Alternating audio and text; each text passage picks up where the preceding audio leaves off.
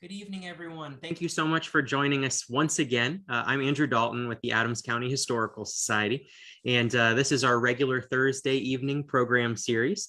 We're going to be going back to the Civil War again tonight with a wonderful conversation about the aftermath of the Battle of Gettysburg. And I like to, when I talk about the Adams County Historical Society, emphasize that we are all about what goes beyond just the battle. In fact, we're putting a new museum here in Gettysburg that is under construction right now, and it's called Gettysburg Beyond the Battle. And it'll explore all kinds of different stories that you might not have heard before. And so that's why I'm really excited to once again welcome Jeffrey William Hunt to our program tonight, because he's written extensively about what happened beyond Gettysburg. But before that, I'll just tell you a little more about the Adams County Historical Society. We're an 80-plus-year-old nonprofit organization in Gettysburg.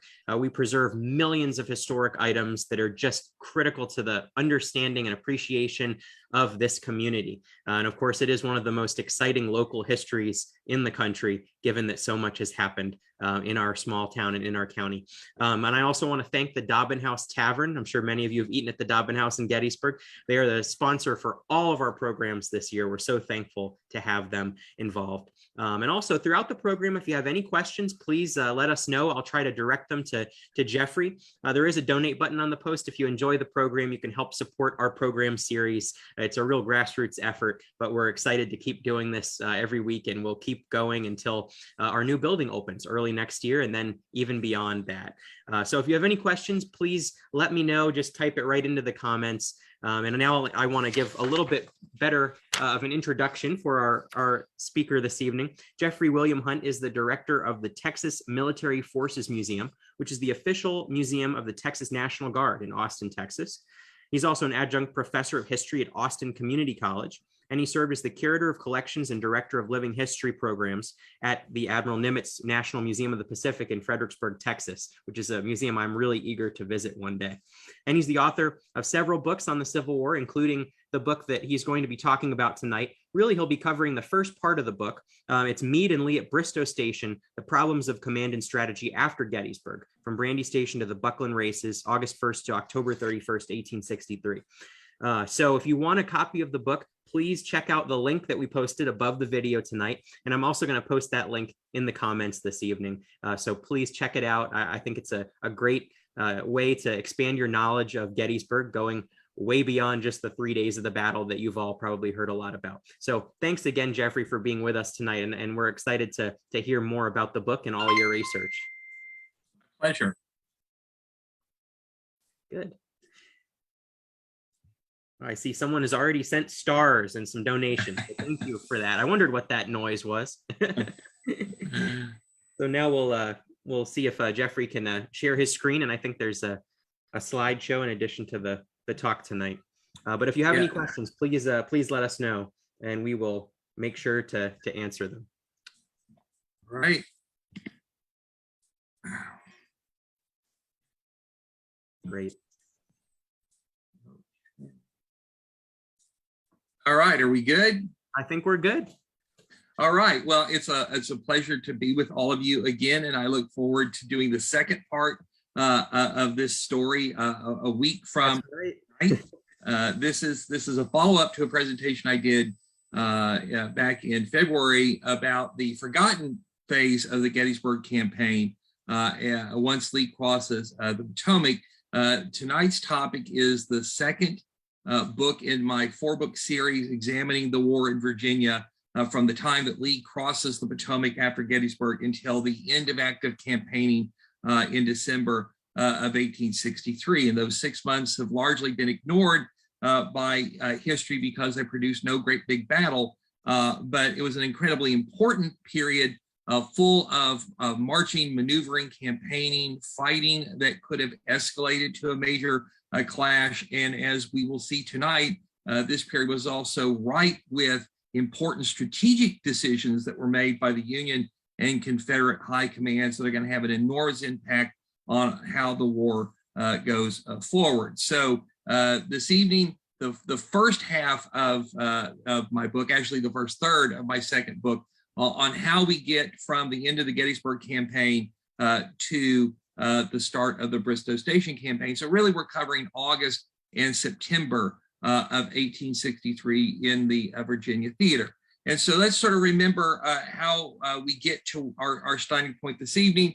So after Lee had crossed the Potomac on the night of July 13th, 14th, he had moved into the lower Shenandoah Valley and then paused to rest his army and allow all of the prisoners he'd taken and all the booty he had collected to get south in safety. A few days later, Meade had crossed the Potomac into the Loudoun Valley. And for the next 10 days, there had been almost a game of blind man's bluff between the Army of the Potomac and the Army of Northern Virginia, with the Blue Ridge Mountains and a flooded Shenandoah River separating them, neither side knowing much about what the other was doing, but both of them playing for similarly high stakes. Lee's goal was to get through the mountains and back into a blocking position in central Virginia. Meade's goal was to fight his way through one of these mountain passes and keep Lee from escaping and perhaps bring him to battle in the Shenandoah and accomplish on the south bank of the Potomac what he had failed to accomplish on the north bank of the Potomac.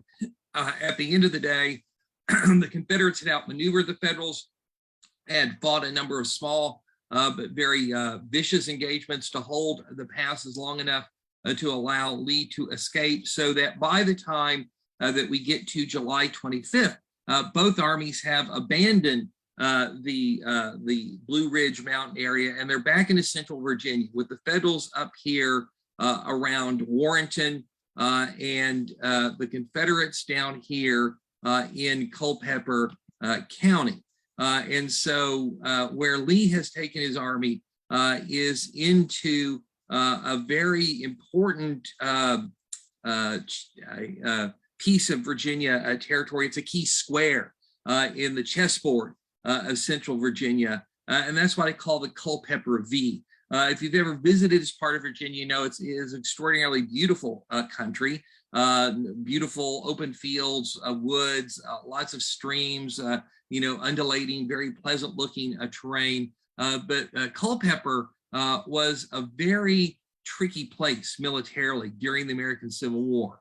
And understanding what's going to go on in September and August of 1863, we have to understand the topography and the geography of Culpeper. So I refer to the Culpeper V, and that's because the northern and eastern border of Culpeper County is made up by the upper Rappahannock River, and the southern border is made up of the Rapidan River, which more or less flows east and west. And you have the diminutive Robinson's River that makes up a good chunk of the western border of Culpeper. So if you look at it on a map, it looks like Culpeper is shaped like a sideways V, with the maw of the county looking toward the Blue Ridge Mountains and the foothills that lead to the Blue Ridge Mountains. The land inside Culpeper is generally lower than the land north and south of those two rivers. So all of the high ground on the upper Rappahannock is on the north bank. All of the high ground on the southern border of Culpeper is below the Rapidan River. And what does this mean? Well, it means that enemy forces that are doing things north of the Rapidan or south of north of the Rappahannock, rather, or south of the Rapidan, can largely do those out of sight of the enemy. It also means that the fords along the rivers, and there are lots of them, are potential points of an invasion.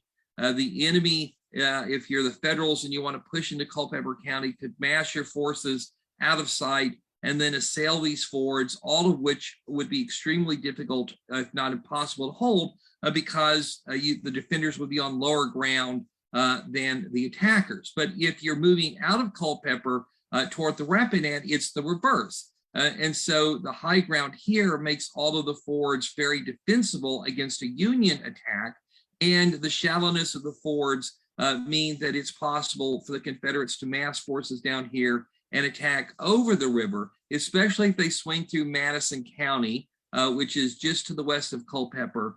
They can move around to either then strike into Culpeper County or go above Culpeper County in an attempt to get between any federal force that's there and Washington, D.C.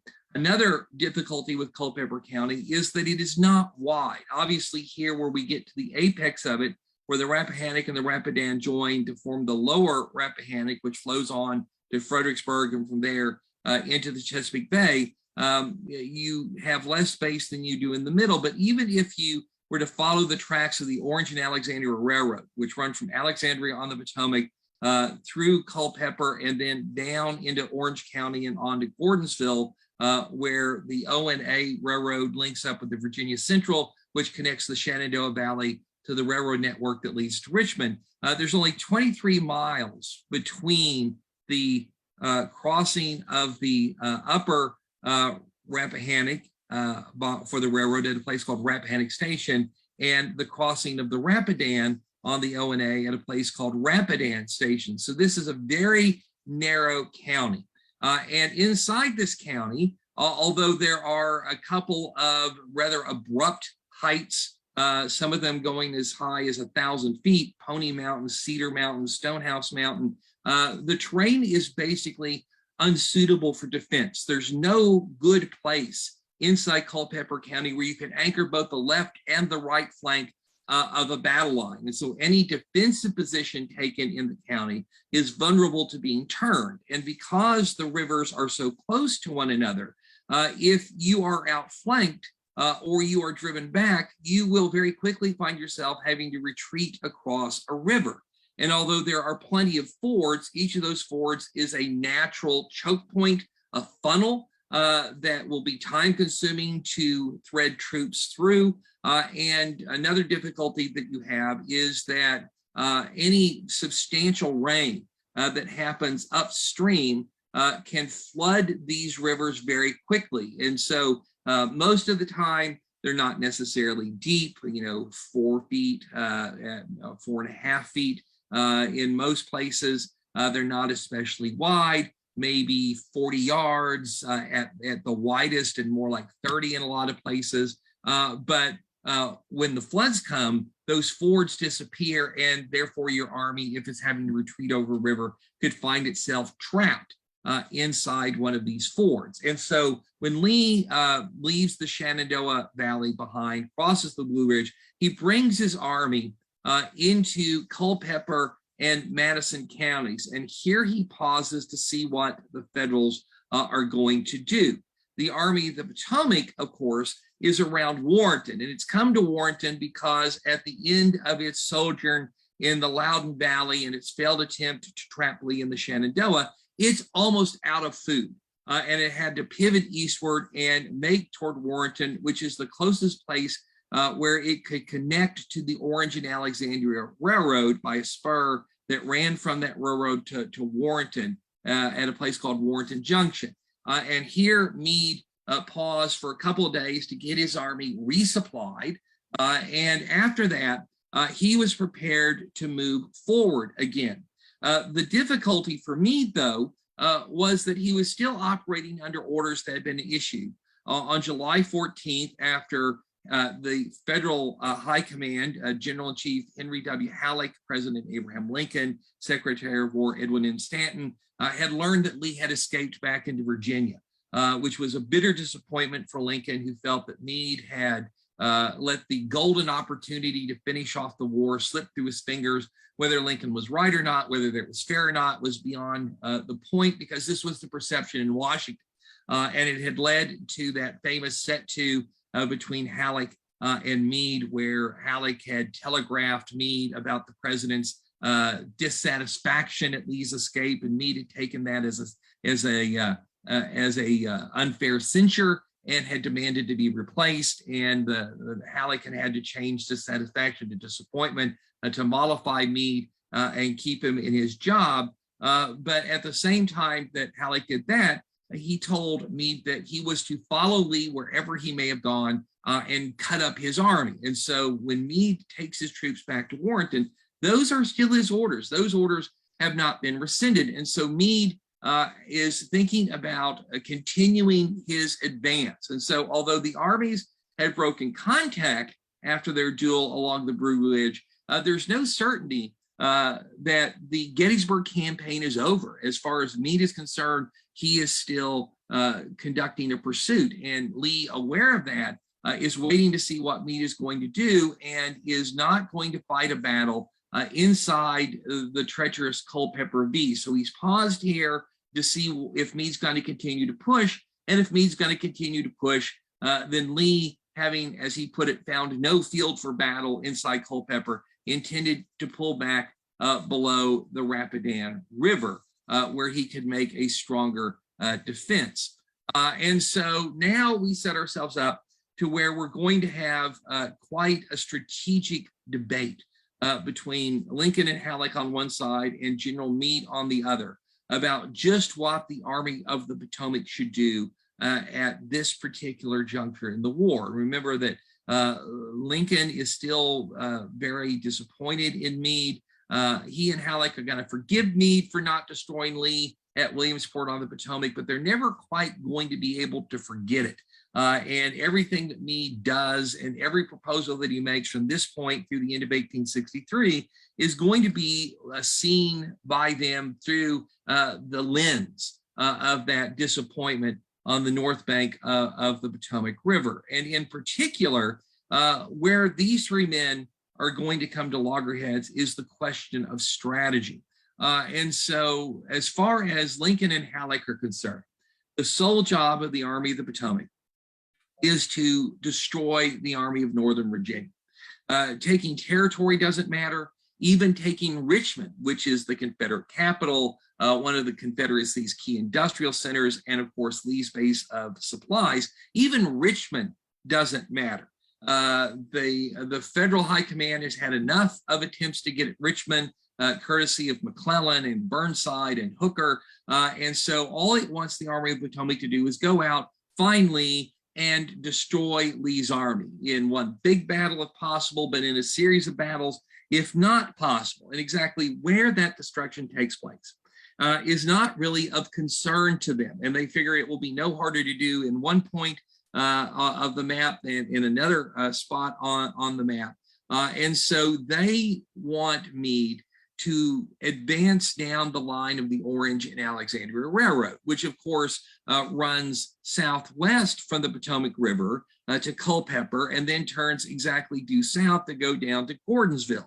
Obviously, this means that the Orange and Alexandria points away from Richmond, and this is problematic for as far as Meade is concerned, because this means that there is no point on that railroad for a distance of almost 60 miles from Warrenton that Lee is going to be compelled to defend. So if Meade begins to advance down the Orange and Alexandria, Lee can simply retreat in front of him, until he finds a good defensive spot to turn and make a stand. And Lee's ability to back up until he finds terrain that is beneficial to him is extremely problematic for the Army of the Potomac, because the entire Orange and Alexandria Railroad runs through Confederate territory, not just Confederate territory, but territory infested by rebel guerrillas like John Mosby's partisan Rangers. And to prevent the Confederates from launching raid after raid after raid that would disrupt the railroad and disrupt the flow of supplies, food, forage, ammunition to the Army of the Potomac, Meade has to station troops along the entire length of that railroad to guide it. And even the distance from Alexandria to Culpeper, a distance of 50 miles, requires 5,000 infantry in order to adequately guard it. And those are 5,000 fewer infantrymen that Meade would have to put into a battle. And for Meade, this is especially worrisome because he knows that his army is really not a lot bigger than Lee's army. And that the difference between the two is largely made up of men who are in the artillery, not the infantry. So as Meade sees it, infantry to infantry, the two armies are almost equal in strength. And Meade, of course, is also aware that every battle that's been fought in Virginia has been bigger than the battle before it, has been costlier than the battle before it. The Battle of Gettysburg, of course, being the biggest to date and the bloodiest to date. And Meade is also aware that in each of its successive battles, the Army of the Potomac seems to get smaller. And so, Hooker had 120,000 men at Chancellorsville, and Meade only had 88,000 men at Gettysburg. And all of the 2-year enlistments had expired, and most of those men had gone home. In the spring, the 3-year enlistments will expire, and Meade has every expectation that most of those men will go home. Recruiting on the home front has dried up quite naturally in the face of a seemingly endless war that produces horrific casualties on the battlefield and big death tolls in the hospitals and the camps. And so the Northern Congress had resorted to conscription, but the draft was incredibly unpopular. It is going to produce a lot of resistance. On July 13th, there had been a giant draft riot in New York City, and troops had actually had to leave the area of Gettysburg and go to New York to suppress the riots. And in the aftermath of those riots, the draft has been suspended. And so there's no new manpower of any significance entering the Union ranks. And even when that manpower begins to flow, thanks to the draft, Meade is convinced that that manpower is probably going to prove worthless because a lot of the draftees are deserting before they can even get to the Army. And a lot of the substitutes are deserting, or they're not inclined to run risk to get themselves killed. What good is getting paid by somebody to go to war in their place if you don't live to enjoy the money that you make? And then there are the bounty jumpers, the men who enlist to get the cash bonuses for joining the Army. And they enlist in one point under a false name, and either before or shortly after they get to the Army, they'll desert. They'll go back home. They'll go to a different place, assume a different name, and enlist again to get another cash bonus. And they play the game over and over and over again until they get caught. And so the draft is not bringing in any men to speak of, and the ones that are bringing in, Meade believes, are going to be worthless. They're never going to be willing to fight with the valor or the vigor necessary to win federal victory. And so as Meade sees it, the North has a manpower problem, every bit as much as the South has a manpower problem. And he believes that no single battle is going to destroy the Army of Northern Virginia. You're going to have to fight a series of battles. And he also suspects that in the future, the Confederates are going to be fighting from behind entrenchments, which means that the attacker is going to take far more casualties than the defender. And if Meade has to spend a lot of troops defending a lengthy railroad supply line, then his combat power gets smaller and smaller with every step he takes south. And if Lee retreats far enough, when the ultimate battle comes, it might be possible that the Army of Northern Virginia actually outnumbers the Army of the Potomac. And even if the Army of the Potomac wins a battle and manages to push the Confederates back, the rebels will just fall back to an even stronger position with a shorter supply line. And as Meade advances, his supply line gets longer. He has to spend more troops to defend it. So he's weaker in the next battle, and he can't replace his losses. And so Meade really thinks that the Orange and Alexandria is a bad line of advance, a bad axis of advance. But this is the axis that Lincoln and Halleck are going to be determined for him to hold on to. Now, initially, Meade is willing to maneuver along the Orange and Alexandria Railroad. So after he resupplies his army at Warrenton in those last few days of July, he's willing to push down the railroad to see how Lee would react. And Meade is hopeful that a Gettysburg ravaged Army of Northern Virginia will not make a stand in Culpeper County. And therefore, the rebels would abandon the upper Rappahannock. And if Meade is lucky, they might even abandon the Rapidan River down here. And he could therefore leap two significant river barriers without a battle. But that's the only reason that Meade is really willing to advance down the Rappahannock. But nonetheless, because his orders are still to pursue Lee, to continue the pursuit that had begun at Gettysburg and try and destroy the Army of Northern Virginia, Meade makes a plan to cross the Rappahannock. Now, the key point here is Rappahannock Station, where a 300-foot railroad bridge used to cross the upper Rappahannock River, but that bridge had been burned back in November of 1862 at the start of the Fredericksburg campaign. It has not been rebuilt since. And so if Meade's going to advance down the O&A to see how far Lee might retreat, he's got to have that bridge rebuilt so that the trains can run across the upper Rappahannock River and continue to supply his army. And with that in mind, Meade has made a plan. And that plan is that on August 1st and the evening before, he's going to throw his troops across the river. The 12th Corps under Henry Slocum will assail Kelly's Ford. And since the high ground on the east bank of the upper Rappahannock here is much higher than the ground on the west bank of the Rappahannock, there's no question that Slocum is going to easily get across here. So he's supposed to cross here, and he's supposed to establish a bridgehead.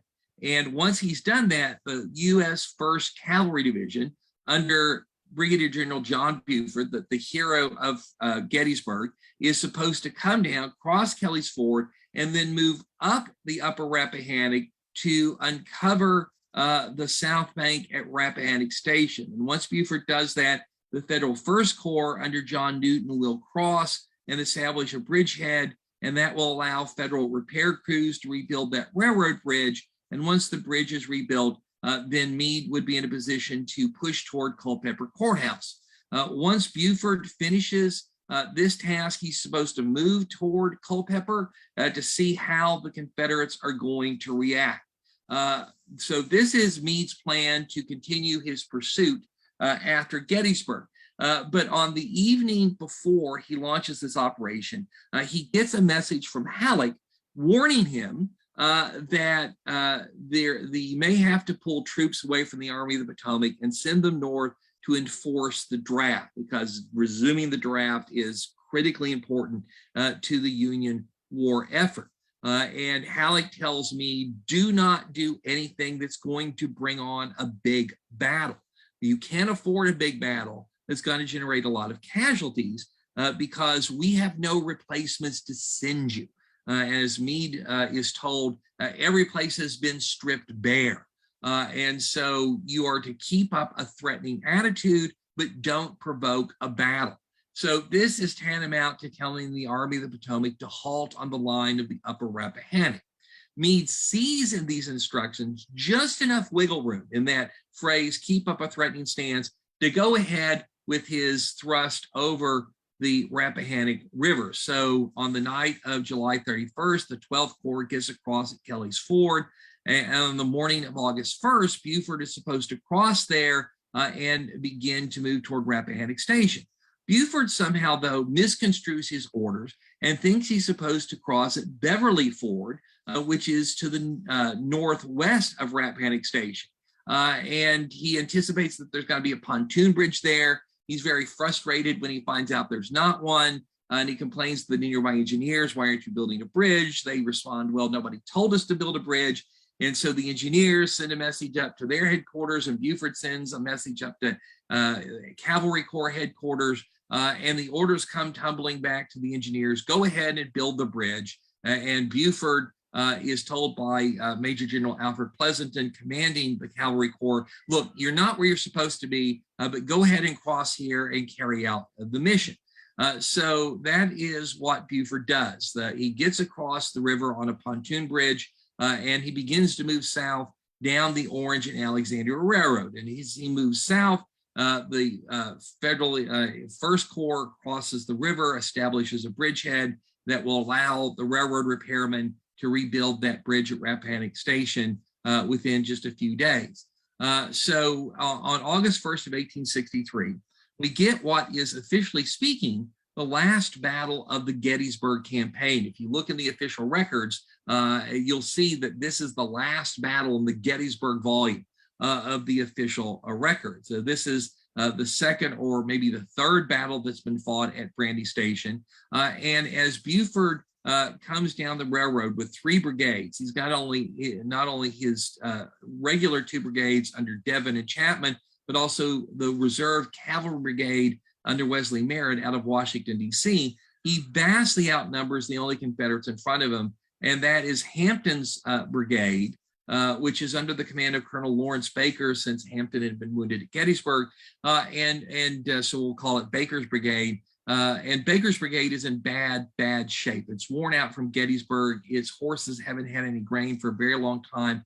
He's only got about 930 men. And when he throws those into line, some of the horses are so weak from being underfed that they actually collapse under their riders. And so a significant number of Baker's men have to be sent to the rear with worn out horses or sick soldiers. And so the Federals are going to have a pretty easy time pushing Baker south, although he makes a stubborn resistance.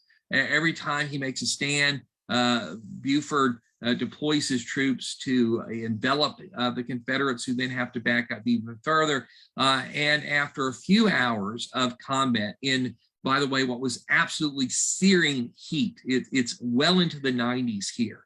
And so this is a miserable time to be fighting a battle.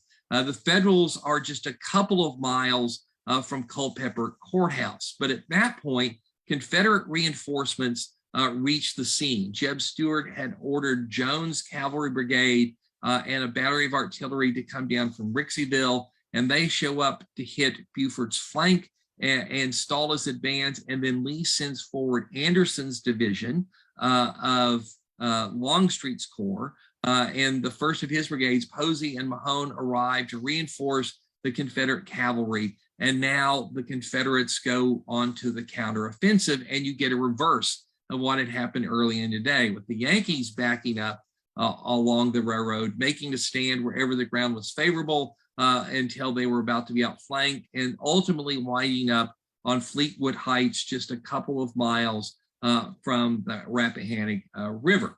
It was a hard-fought battle. The Federals had 274 casualties, 23 of whom were killed, 94 wounded, 157 missing. A lot of those lost when Buford had to leave his wounded behind in a temporary field hospital. The Confederates lost 200 men, 15 dead, 55 wounded, and 130 missing. So this is a pretty tough fight as far as a cavalry action was concerned.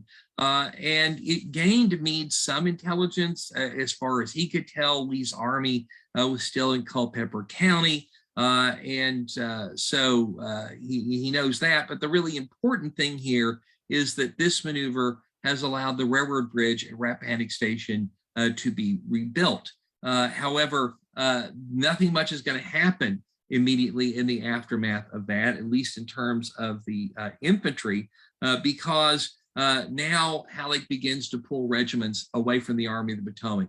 Ultimately, 9,200 men are shipped north on temporary duty to enforce the draft. And about this same time, the 1st Division of the 11th Corps, which had had such bad luck at Chancellorsville and Gettysburg, is shipped off to join the federal siege of Charleston, South Carolina. And basically, the Army had lost faith in that division, and so it shunted away from the AOP to a secondary theater. And so basically, the Army of the Potomac has been brought to a halt on the upper Rappahannock River. And it's going to stay there for 6 weeks. And during this time, Lee's going to pull his infantry below the Rapidan, which is a safer spot, but he's going to leave Stuart's cavalry inside Culpeper County as a buffer between the Army of Northern Virginia and the Army of the Potomac. And this 6 weeks is going to be very important to both armies because it's going to allow them to recover from Gettysburg. And they're going to recover from Gettysburg very quickly.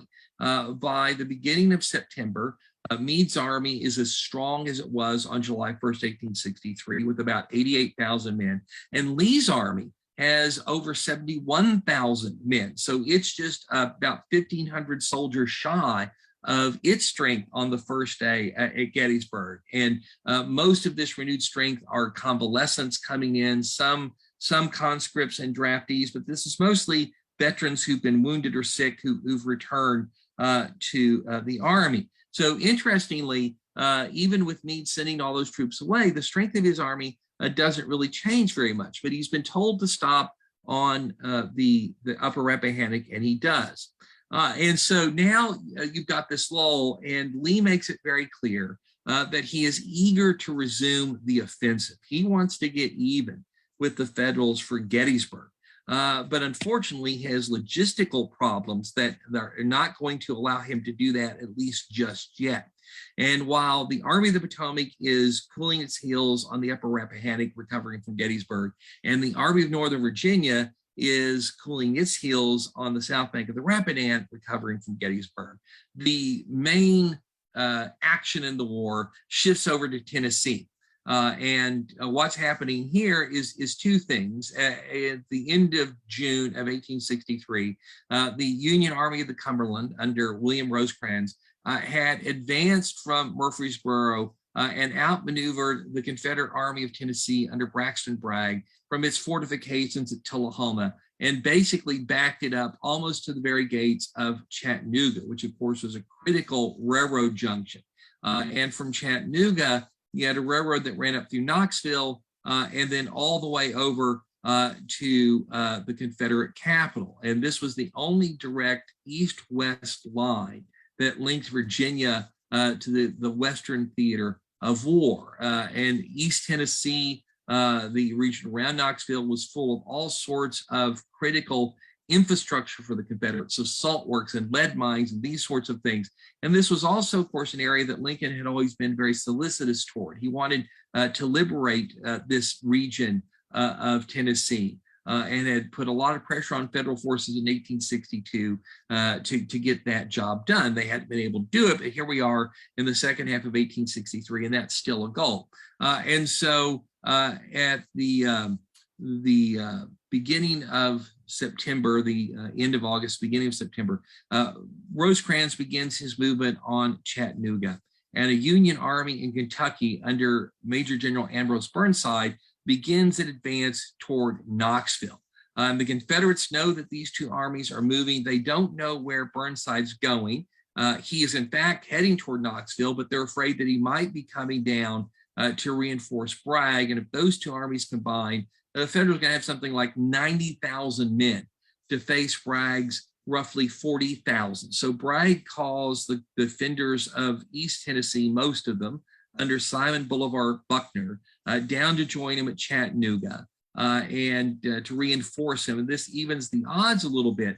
But these two Federal moves are very adroitly handled. And on September 2nd, Burnside is going to grab Knoxville. And on September 9th, Rosecrans is going to march into Chattanooga, which Bragg has abandoned, and the Confederates are going to fall back into northern Georgia, and Rosecrans is going to pursue them, initially believing, incorrectly, that the Confederates have been routed and he's in pursuit. In fact, Bragg is looking to turn around and to fight.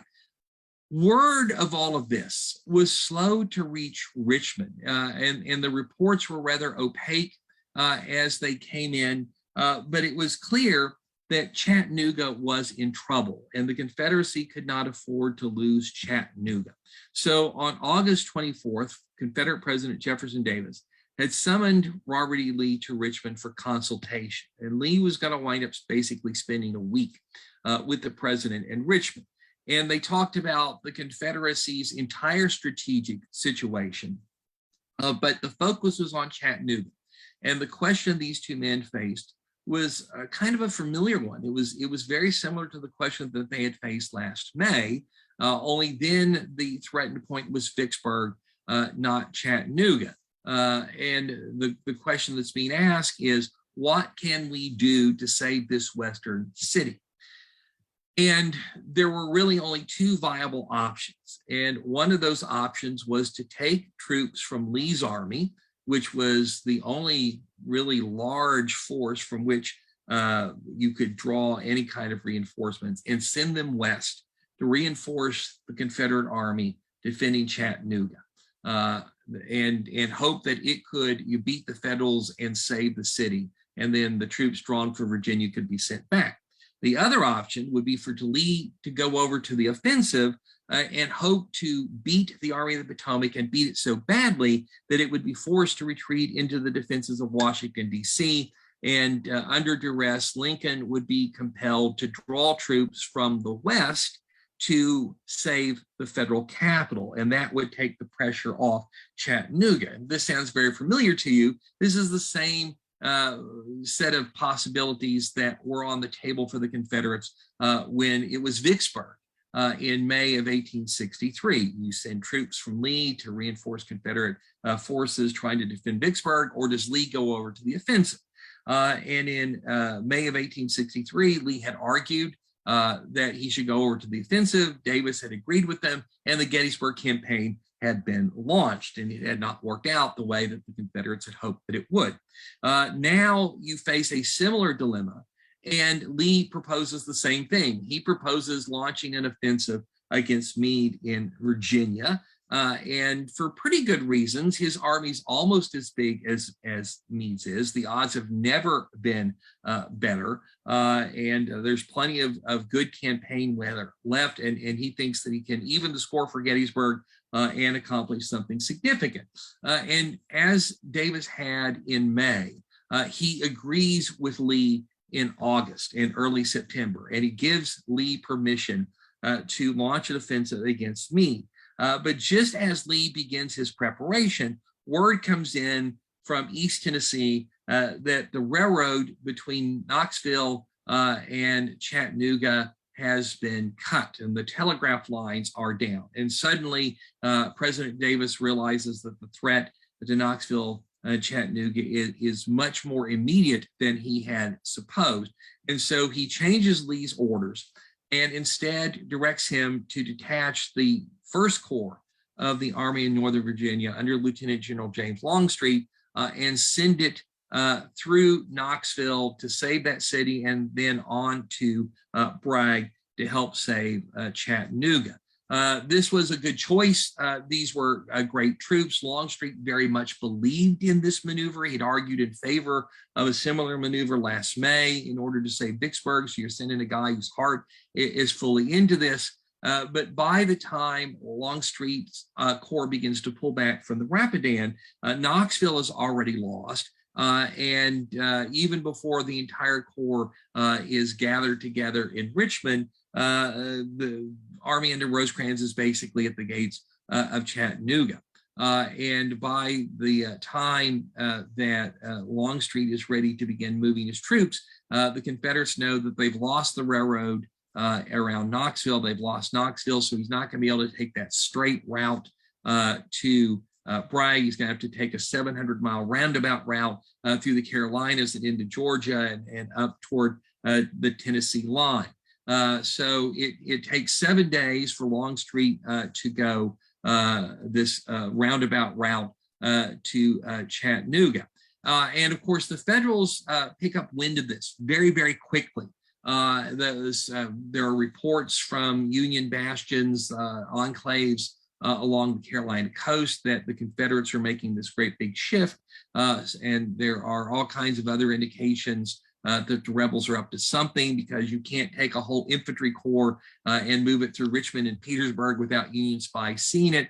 And so word drifts up to Washington, D.C. And also Rosecrans is beginning to report somewhat prematurely that troops from Lee's army are joining Bragg. And so in this circumstances, Halleck telegraphs Meade, and he tells him to find something out, to find out if Lee is in fact sending troops away from the Rapidan line.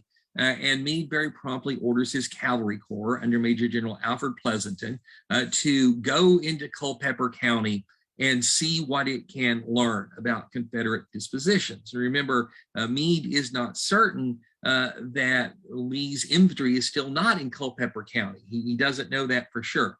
And so Pleasonton plans to move his entire cavalry corps into Culpeper on the morning of September 13th. David Gregg's 2nd Cavalry Division will cross the upper Rappahannock, or rather the Hazel River, move down through Rixieville toward Culpeper County. Buford will retrace his route down the Orange and Alexandria.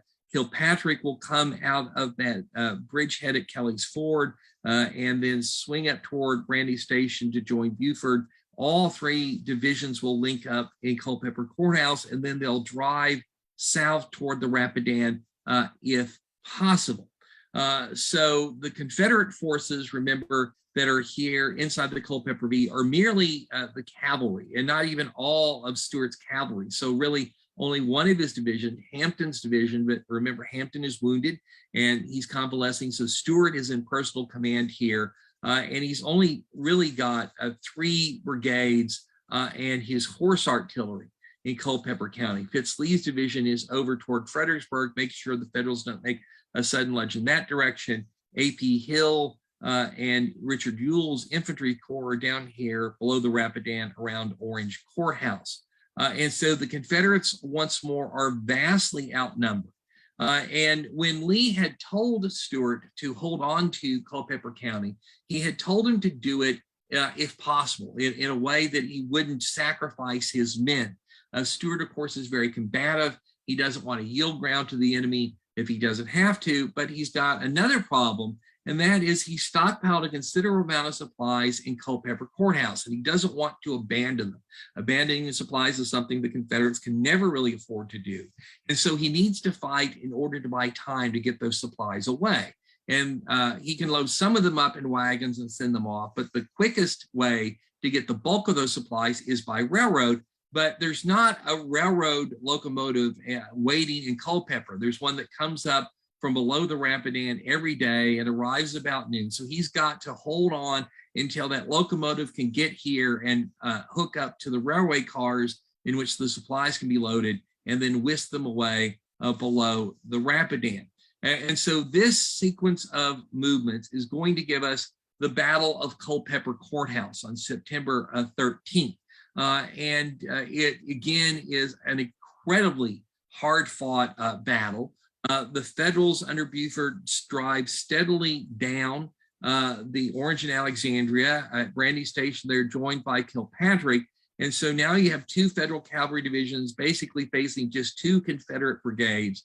And although these brigades put up a good fight, they are steadily driven backward until they have to take up a position basically on the high ground on the outskirts of Culpeper Courthouse itself. At the same time, Gregg is pushing down from Rixeyville, and all that's opposed to him are 3 cavalry regiments. And so once the Confederates are finally pushed back on the edge of Culpeper, most of the rebel forces don't hang in front of the town. They swing down to high ground below it, and a relatively small force is left here to hold on to Culpeper. The train has arrived, is loading up the supplies, and so this is kind of a last-ditch fight. The Federals deploy in front of Culpeper Courthouse. Edwin Forbes and Alfred Woad were tagging along with Pleasanton's corps, so they were there to see the action and to draw pictures of it. So here are the Confederate defenders on the high ground on which Culpeper sits.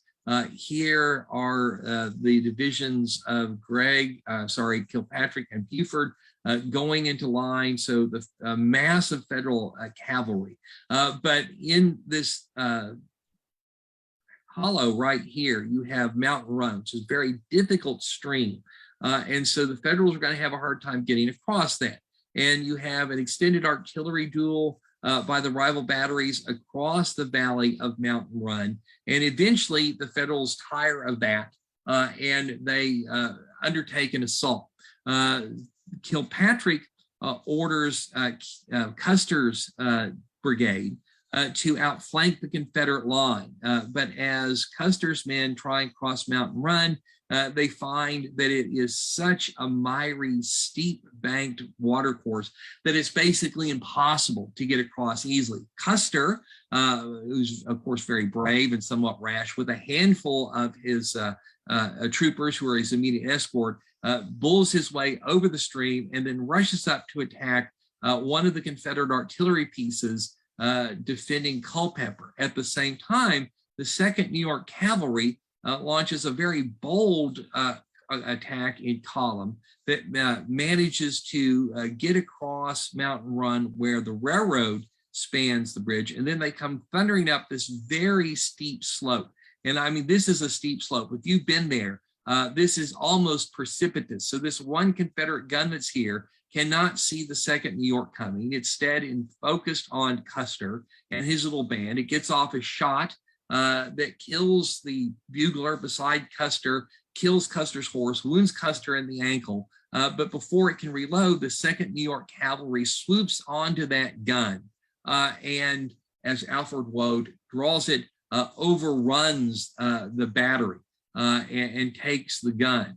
And at this point, the Confederates are forced to order a retreat. The Federals manage to capture one more Confederate artillery piece before it can be hooked up and gotten away. And then as the rebel artillery is fleeing through Culpeper, another Union unit manages to grab one of those guns by hitting it from a side street. So the Confederates lose 3 artillery pieces here. They're forced back through Culpeper. They make a stand on the high ground immediately south of town, but the Federals manage to drive them off of it. And the Confederates then form a line around the base of Pony Mountain. And here they manage to fend the Federals off until nightfall before making a retreat back toward the Rapidan, which they cross that evening. Lee has now sent his infantry up to the Rapidan fords to reinforce the cavalry. And on the morning of September 14th, Buford and Kilpatrick and Gregg all push toward the river. Gregg heading toward Rapidan Station, Kilpatrick toward Somerville Ford, and Buford toward Raccoon Ford. But now the tables have sort of flipped. The Confederates are on the high ground south of the river, and you can see all the open space and the lower ground that the Federals have to traverse to get at these fords. And the Confederate batteries on this high ground have the advantage. The Union guns open fire, the Federals probe. There is some sharp fighting, but by 10 o'clock in the morning, it's pretty obvious that Lee's still behind the Rapidan, that he's got his infantry there, and that he is not disposed to leave under the threat of Union artillery. So the fighting sputters to an end, and Pleasanton sends word back to Meade that he can confirm that Longstreet is no longer on the Rapidan River, although he can't say for sure where Longstreet has gone. The suspicion is he's gone west, but that may not be the case. He could be elsewhere in Virginia. And Meade now has the information that Halleck and Lincoln and Stanton want, but that leaves Meade with the question of what does the Army of the Potomac do? Technically, it's still under orders to sit on the upper Rappahannock, and those orders are not in fact rescinded. But Meade sees potential opportunity here, and so he sends word to Washington. He telegraphs Halleck. He says, what do you want me to do? I do not feel that I have permission to make an advance without authority from the government. After all, you told me to stay on the upper Rappahannock. If you want me to leave it, you ought to at least tell me that that's what you want me to do, or give me permission. And Halleck, who's now more and more focused on what's going on in northern Georgia, is slow to respond to Meade. He doesn't want to put any very detailed orders over the telegraph wires because he's afraid those could be intercepted. And so Meade basically goes 24 hours with no word from the high command at all. He masses his infantry on the Rappahannock River, so he moves it forward and masses it on the river while he's waiting for word from Washington. But by the time you get to the dawn of September 16th, he still hasn't heard anything from the federal capital. So Meade, on his own recognizance, decides to advance his infantry into the Culpeper V and initially halt it at Culpeper Courthouse. And he's hoping against hope that this movement by Union infantry will scare Lee away from the Rapidan River. And of course, that hope is groundless. Lee doesn't scare. He's not going to leave. And now Meade finds himself in this vulnerable V of the rivers, not having been authorized to go there. And he's asking for instructions from Washington. What do I do? And in this regard, Lincoln and Halleck are not very helpful. So Halleck sends him word that, there's a crisis brewing in Georgia. I can't send you any reinforcements, therefore do not do anything rash, but perhaps you might seek to push Lee a little further back or cut off part of his army. Not very helpful advice, and not specific advice either. Lincoln sends a message through Halleck to Meade saying, well, I don't know enough particulars about the situation. This is one of Lincoln's favorite ploys. I don't know enough to actually give an order, but my suggestion is that Meade moves forward in the attitude of a general advance and allows circumstances to dictate whether to turn that into an actual offensive or not. None of this is helpful to Meade. It, in fact, infuriates him, and he writes his wife about how unfair this is. He's asked for clear guidance he hasn't gotten. He's gotten vague suggestions, and it seems to him that what Lincoln and Halleck are most interested in is keeping their fingerprints off any defeat. And remember, there are going to be congressional elections in October and early November, and so you don't want to hand the Democratic Party another big defeat in Virginia on the eve of the balloting. But Meade thinks that he has a right to, as he puts it, clear and positive instructions. He tells his wife, Margaret, look, they'd be happy if I fought a battle and won, but they want to set me up to be the scapegoat in case something goes wrong. And I'm simply not willing to become the scapegoat. I'm not willing to let what happened to Hooker and to Burnside and to Pope and to McClellan happen to me. That said, he knows that Washington expects him to do something. So he's going to advance his infantry down to the Rappahannock, at least a couple of his corps, to picket the river, allow the cavalry to pull back and reconnoiter to the east and west, and particularly to the west, because Meade understands that Lee's defenses behind the Rappahannock fords are so strong that a frontal attack would be suicide. So he's going to have to go around one of Lee's flanks if he's going to get at him at all. Courtesy of the Chancellorsville campaign, he pretty much knows what the ground looks like to the east toward Fredericksburg. But if he wants to turn Lee's left flank and go to the west, he's going to have to march through Madison County. And the Federals don't really know a lot about Madison County. One of the interesting things I discovered in studying this part of the war is how little the Federals knew about big chunks of Virginia. If they haven't been there, they have only the vaguest idea of the roads and the river crossings and these sorts of things. So looking for a way to get himself over the Rapidan and get at Lee, which he knows is expected of him in Washington. Meade orders Pleasonton to conduct a reconnaissance into Madison County. Pleasonton dispatches two of his three cavalry divisions, the division of Buford and Kilpatrick, to conduct this reconnaissance. Unlike Stuart, who obviously would have gone himself, Pleasonton doesn't. He's a headquarters guy, so he stays back at headquarters. He puts the entire mission under Buford's control. And on September 22nd of 1863, this is going to lead to the Battle of Jack Shop. So on the 21st, the Federals cross Robinson's River out of Culpeper and go down into Madison Courthouse. And then the next morning, the Federal force divides because remember, their mission is reconnaissance. So Kilpatrick's division swings off toward Wolftown, and from there it's going to go down and explore the Rapidan fords. Buford is going to take one brigade under George Chapman down toward Jack's Shop, and from there to Liberty Mills. And along the way, Devon's brigade is going to cut off and head through Providence Church down toward Barnett's Ford, and he'll dispatch the 6th New York Cavalry to swing over to Locustdale and Fry's Ford. So the Federals are going to spread themselves out, examining the roads, the fords, the topography.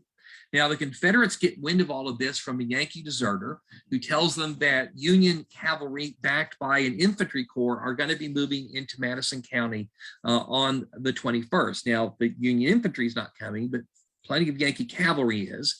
And from the Confederate perspective, this looks very much like the beginning of a raid against Gordonsville on the Virginia Central Railroad. Remember, Gordonsville is where the Orange and Alexandria connects to the Virginia Central. And so that's a critical supply point for the Confederates. And so Jeb Stuart takes Hampton's division, still under his personal command, and crosses the Rapidan and enters Madison County intent on engaging the Federals and making them give up their raid. He also orders Fitz Lee, who's over toward Fredericksburg, to ride across the rear of the entire army of Northern Virginia and come to reinforce him. So this is going to bring on the Battle of Jack's Shop, which is one of the more interesting cavalry battles of the war. It's also one about which there's a great deal of misinformation.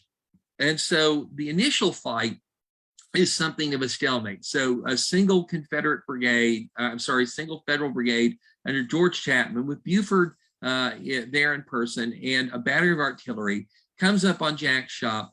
They blunder into Stuart's force. So this is a meeting engagement as Stuart deploys his horse artillery and all of his dismounted sharpshooters. And for some period of time, there's a stalemate, a lot of shooting, but nobody's attacking, nobody's retreating. But Stuart has sent out scouts, and those scouts told him that part of the Union force had gone over toward Wolftown. And so Stuart is very much aware that Kilpatrick's out here somewhere to the west and might wind up in his rear. So Stuart keeps half of his force mounted and looking to the south in case the Yankees were to attack him from that direction. This turns out to be a very wise precaution on Stuart's part, because as soon as Buford and Chapman got engaged, Buford sent a rider galloping after Kilpatrick, telling him the Confederates are fighting at Jack's Shop, and I want you to swing around and get behind them and attack them from the rear.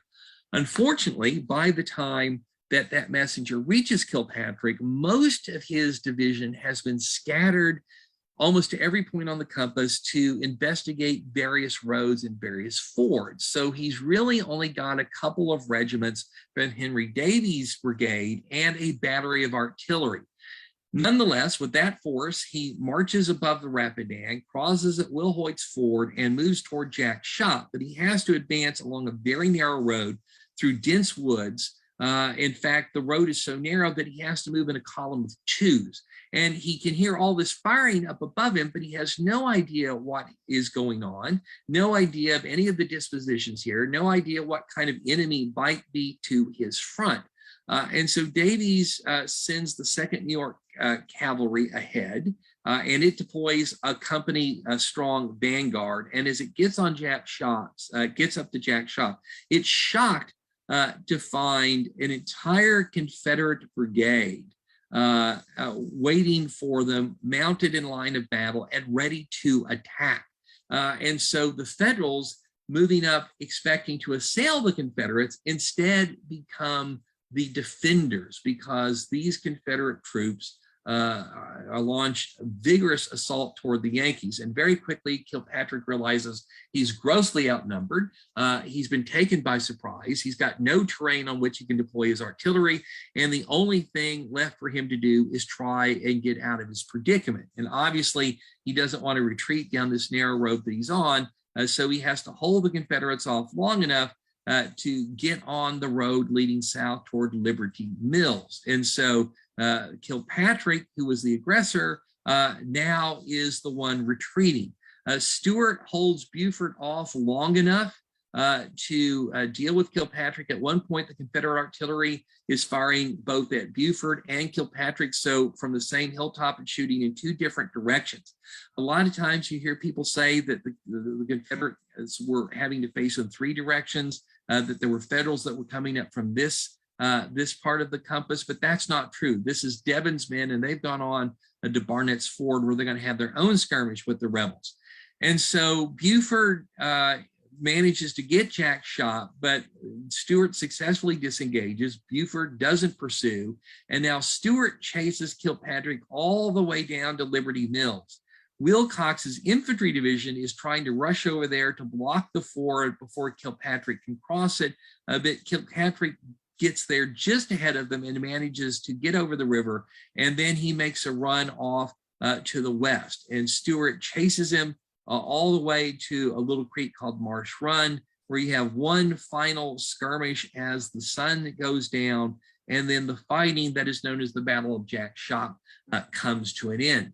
That evening, Kilpatrick retreats back over the Rapidan to a predetermined rendezvous point at Providence Church. Devon pulls back And as the Federals are gathering up here, Stuart, who's now been reinforced by Fitz Lee, has once again turned to be the aggressor, and he's coming up on a Good Hope Church, where he meets the Federal rear guard, which makes a stand while Buford leads the rest of these two Federal divisions back toward Locustdale and across Robinson's River into Culpeper County. Stuart pursues.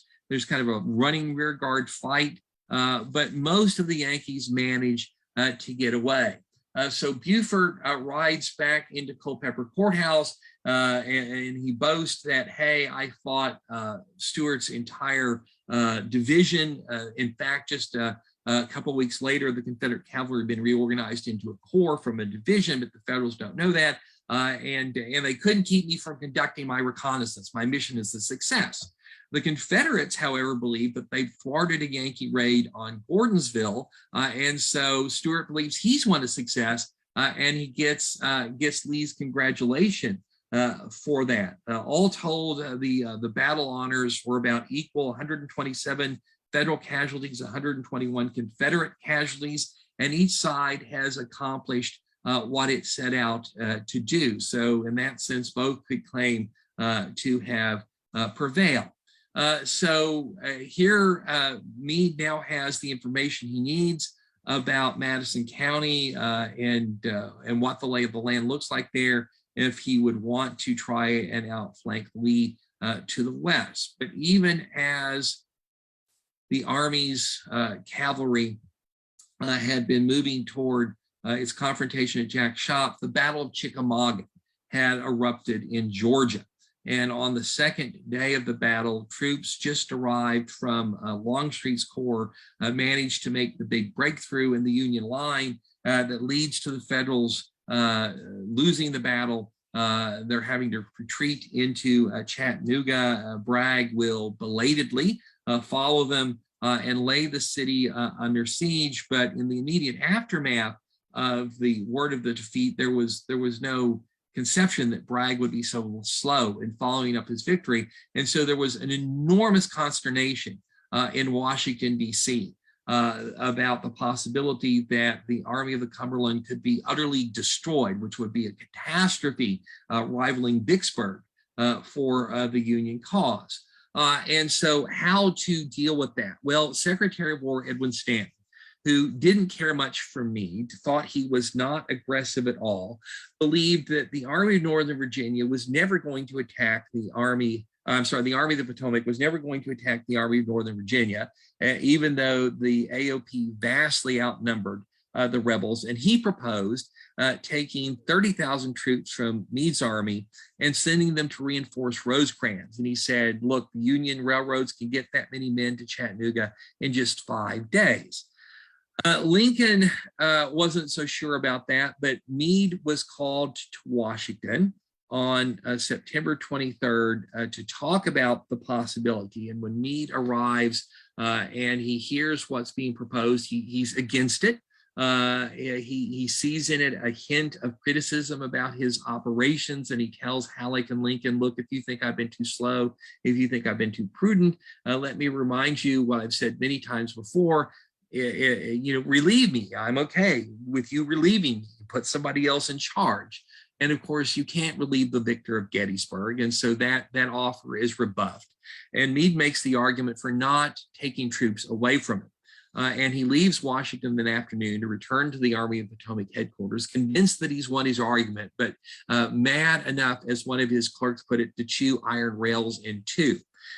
Meade's confidence that he had kept his army intact was misplaced. A midnight conference in the War Department that same evening, at which Lincoln and Halleck and Stanton were present, along with Salmon Chase, the Secretary of the Treasury, and Joe Hooker, Meade's predecessor in command of the Army of the Potomac, is convened. Stanton once again says, look, the Army of the Potomac's not going to do anything. We don't need its vast host to defend Washington, D.C. Let's take 20,000 of its men and send them to reinforce Rosecrans, and our railroads can put them there in 5 days. And Lincoln, who's very used to the Army of the Potomac having the slows, says rather humorously, I'll bet if we gave the order tonight, the troops couldn't be gotten to Washington in 5 days. Stanton is not inclined to make jokes. He persists in his argument. Lincoln and Halleck, however, aren't sure. If Longstreet has really gone west, then Lee is weak, weaker than he's ever been. Meade's as strong as he was at Gettysburg. So there's potentially a great opportunity here to achieve something decisive in Virginia, to hit Lee when he's weak.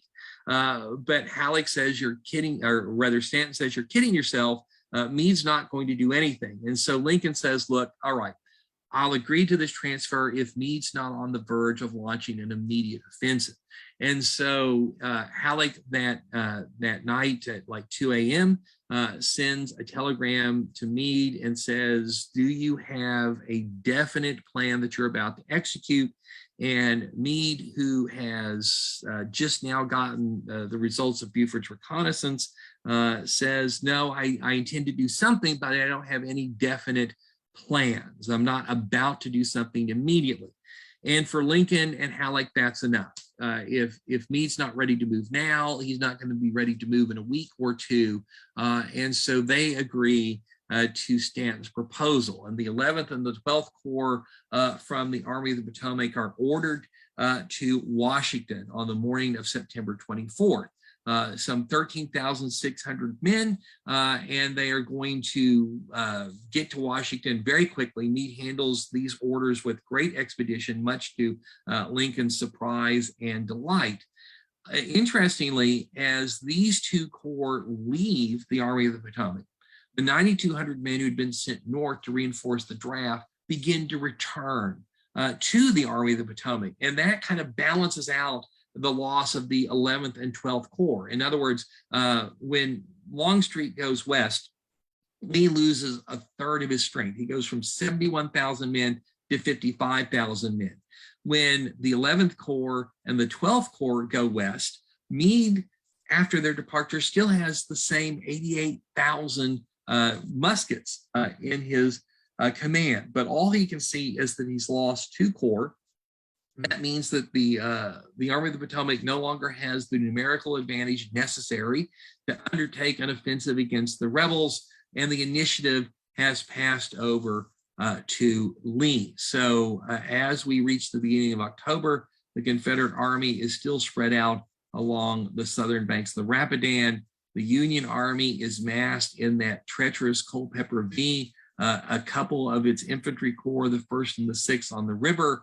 Most of the rest of it close by Stevensburg and Culpeper Courthouse. And Meade knows this is a bad position. It's vulnerable to being outflanked, but he can't retreat from it for political purposes, and he doesn't have the strength, at least he believes, to undertake an offensive.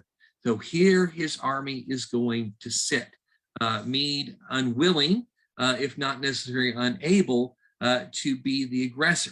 Robert E. Lee, on the other hand, although he knows he's outnumbered, sees that 2 federal corps have left, and even though he knows his strength has been vastly reduced by Longstreet's departure, he's willing to do what Meade is not willing to do, and that is to undertake an offensive. And of course, that offensive is going to become the Bristoe Station campaign. And when we get together again next week, the actual conduct of that campaign will be our topic of conversation. That's wonderful, Jeffrey. Thank you so much. And I just want to comment again, I think I mentioned this last time, but people really love the maps. They're always so helpful to understand what's going on. And I really like the way you have those maps. And a couple people have said things like, I have all 3 of his books, great stuff and great presentation. We've got lots of comments like that, terrific presentation, looking forward to the next chapter. And one person early on commented that they were a docent at Bristoe Station. I thought that was interesting, and maybe you know who that is. It's a great site. Great site. They've done wonderful work there, and the park has been getting bigger. They've preserved more land out there, which is just wonderful.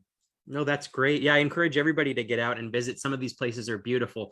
Brandy Station's beautiful. That whole area is just, it's a gorgeous landscape, and you can really get. And of course, Virginia has just passed a law to create a Civil War battlefield park inside Culpeper County. So it's going to bring a lot of these sites together under a single opportunity. And so wonderful things are happening in Culpeper, Virginia.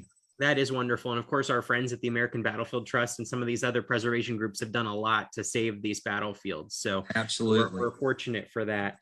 So yes, please join us next week for the next chapter, or the next several chapters, I guess, in Jeffrey's book. And I did post the link in the comments and also in the post. So I really encourage you to check out the book so that you can dig even deeper into the story of what happened after Gettysburg at some of these battles that are not quite as well known, but still really worthy of our attention and our study. So thanks for being with us tonight. And thank you again, Jeffrey. This has been really wonderful. We'll see you next week. Great. Well, lovely to be with you, and I look forward to next week. Great.